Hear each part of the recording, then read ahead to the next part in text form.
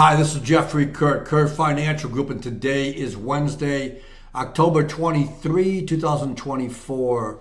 There's three things I'd like to cover, but not enough time to do all three of them well, so I'll mention two of them and get into the third. First of all, there is an interview with Paul Tudor Jones out that happened on CNBC yesterday. Sure, you can find it on YouTube and like that.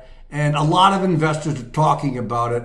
He's just very critical of the current state of our the country's fiscal standing and some of the plans from both candidates, and very critical of where we are. Again, he's Paul Tudor Jones, if you don't know who he is, very successful hedge fund manager, well respected, and doesn't do a lot of public interviews and speeches and like that. But again, very successful, very respected, and so it's been getting a lot of attention. I'll try to cover maybe some of the other issues with that in some other interview. The other item that happened on Monday was that Goldman Sachs came out with a big report. I've got a copy of it. I think it's 37 pages. And I'm going to try to do a summary of it and also devote one of the videos to kind of some of the points. But the summary of it is that Goldman Sachs, predicting out equity returns, stock market returns over the next 10 years, very different from what we've been experiencing recently, and they're very cautious on equity returns going out. So again, I'll try to put that out there at some point on a video, and to summarize it, there's a lot of data to go through, a lot of charts and like that.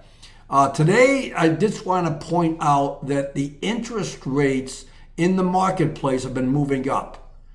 And I'll put a chart here of what the 10-year Treasury note yield has been, and it bottomed on the day that the Fed cut in September, the 50 basis point cut. It's been moving up ever since. As I mentioned the other day, is that now there is less of a probability of a 50 basis point cut in November, and probably reduced down to 25 basis points, and outgoing, in the December meeting, the January meeting, the March meeting.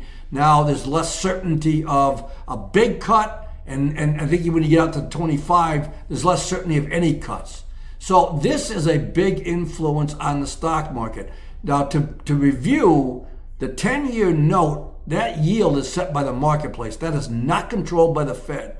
So the marketplace is calling BS on the Fed on future interest rate cuts. This is primarily, it looks like, because of inflation. And so the higher interest rates coming back is an obstacle for stock market, gains. So this whole thing of the Fed was the savior, and liquidity and interest rate cuts are going to be great for everybody, is now in question. And I think it's a big thing.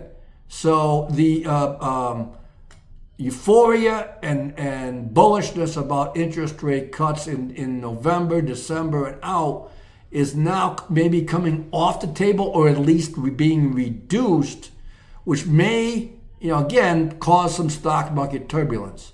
So I wanted to point that out.